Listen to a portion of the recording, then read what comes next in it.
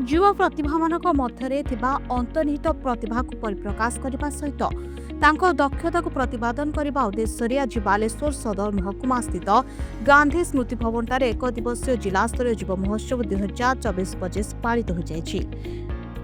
उद्घाटनी समारोह में जिलापाल श्री सूर्यवंशी मयूर विकास मुख्य अतिथि भाव योगदान कर प्रदीप प्रज्वलन कर उद्घाटन करथिले। एहा परे युव प्रतियोगी मानकु उद्बोधन दे उत्साहित मध्य करथिले।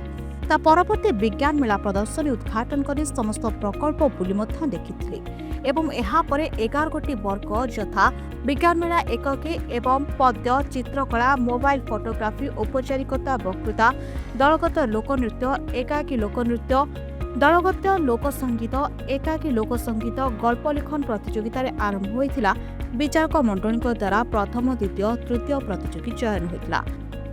यहाँ पर अपराह्न पुरस्कार वितरण उत्सव अनुष्ठित होइथिला। एथिरे मुख्य अतिथि भावे मान्यवर विधायक जलेश्वर श्री अश्विन कुमार पात्र, सम्मानीय अतिथि भावे मान्यवर विधायिका बस्ता श्रीमती सुभाषिनी जेना एवं मान्यवर अध्यक्षा बालेश्वर पौरपालिका श्रीमती सविता साहू योगदान करथिले। एसहित जिला क्रीड़ा अधिकारी श्री पूर्णचंद्र जेना, जिला युव अधिकारी एम विघ्नेश, आईपी श्री अशोक कुमार नायक और प्रोग्राम अधिकारी एनएसएस श्री गौरांग पंडा मंचासीन थे।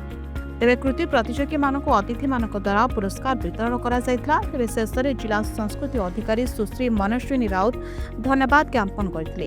एठारे सूचना था कि यह युव उत्सव नेहरू युव केन्द्र संगठन बालेश्वर एवं जिला प्रशासन बालेश्वर मिलित सहयोग आयोजन करा जायथिला। विभिन्न वर्गर प्रथम स्थान अधिकार करथिबा प्रतियोगिता माने राज्यस्तरीय प्रतियोगिता रे अंशग्रहण करिपारबे।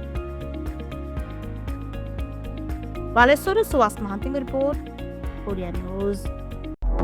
Press the subscribe button to stay updated.